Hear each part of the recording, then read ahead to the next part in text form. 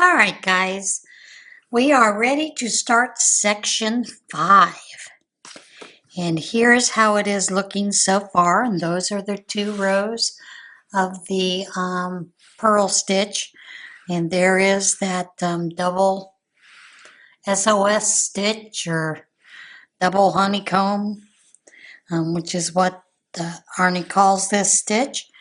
And here we have the rest of it. And now we're ready to start section 5.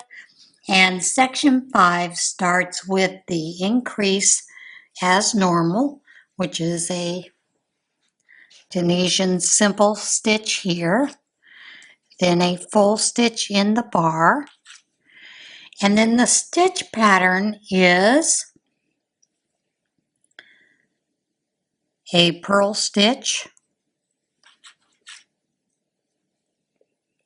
and 2 knit stitches across.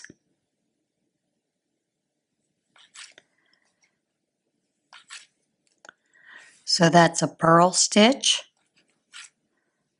followed by 2 knit stitches. Again, purl followed by 2 knit stitches.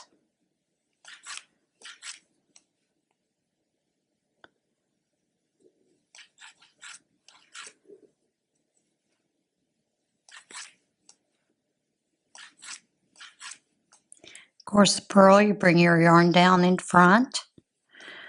And I use my hook a lot of times. I use my fingers, to get the yarn to go the way I want it to go. And that works quite well. Don't be afraid to use your hook to get your yarn where you want it to go. That is the thing about Tunisian that I find a little bit different than regular crochet, because you can manipulate it by the way that you move your hook a little bit more.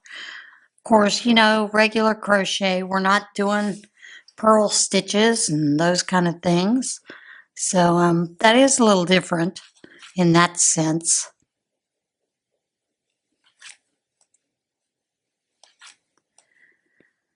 But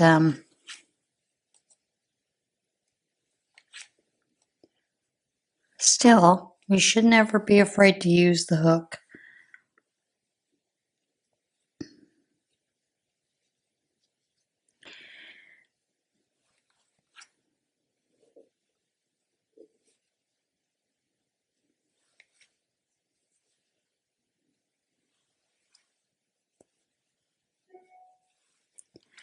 To manipulate the yarn, use your fingers. And of course, I tend to crochet loosely anyway, so even my Tunisian is a little looser than most.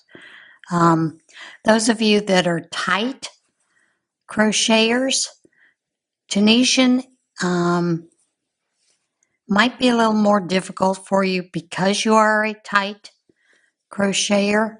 You may need to loosen up, relax a little bit with it, and it is possible. Regardless, and I've done it before, even crocheting with, regular crochet, I have in the past tightened up my stitches so that I get a different fabric, tighter looking fabric. But for the most part, I don't worry about it. My tension is what it is. But you can, with practice, either tighten or loosen up your tension. It's just like with knitting. You can do the same with knitting. It does take a lot of practice to get to that point where you are relaxed, a little more relaxed, but you can do it. Yeah, I'm going to do the whole side all the way up and then do the point. And you should by now know how to do the increases in the point, but I thought I'd still go ahead and we would get to it.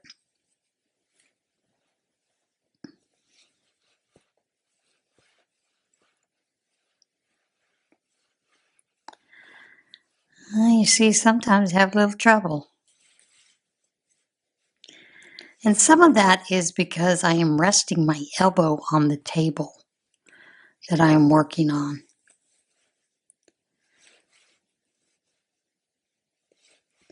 So sometimes my wrist doesn't want to work as well as it should.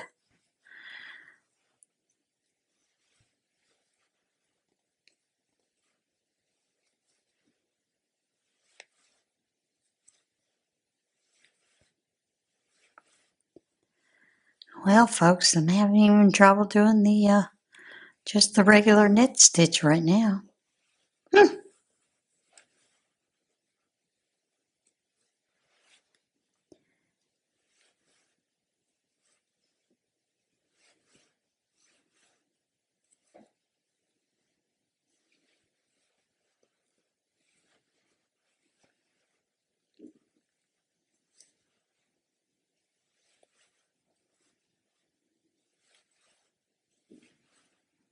Get a look where we're at. Okay. Well, we're right here at the tip. The pattern calls for a purl stitch, but we are at the increase, which our normal increase is to do a full stitch in that yarn over of the previous, then yarn over, do the extended knit stitch, which is going through like normal, then chaining one, yarn over, go through that purl stitch, the yarn over of the previous row, and then you start the pattern like you were before, which is a purl stitch followed by 2 knit stitches. And I'm going to do that all the way down the other end, and then I will do my return pass, of course, at the very end. You know, when we get down here, you may have to decide you have to do another purl or maybe a knit, a purl. Hopefully it'll wind up that way. If it doesn't, don't worry about the pattern there, the way that it ends. Just work the way that you can the best. But remember to do that Tunisian simple stitch here, full stitch under the bar, and then go under the 2. And of course the return pass is normal. So I'm going to work down, do my return pass, and then we will come back and look at what the next row calls for. All right, I've already gotten back, and now they tell you for the next row, you want to continue with your increases like normal, but they tell you to use the trick to determine what stitch to work into your full stitches, whatever, and I generally just play along to where I think what I'm going to do as I go along. You can do it whatever way you want to. If you want to put another purl stitch, a knit stitch, whatever, just be willing to look at your work and decide what to do. But the following row then tells you to work knit stitches into the knit stitch, purl stitches into the purl across, and then follow and do your knit stitch, you know, like you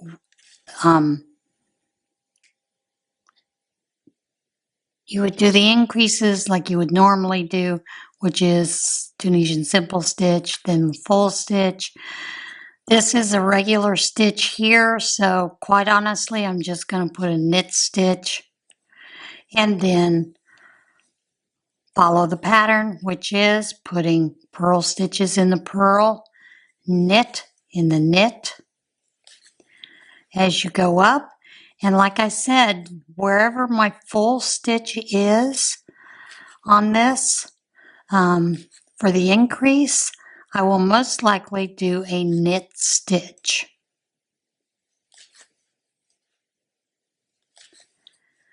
And that is it basically for this row.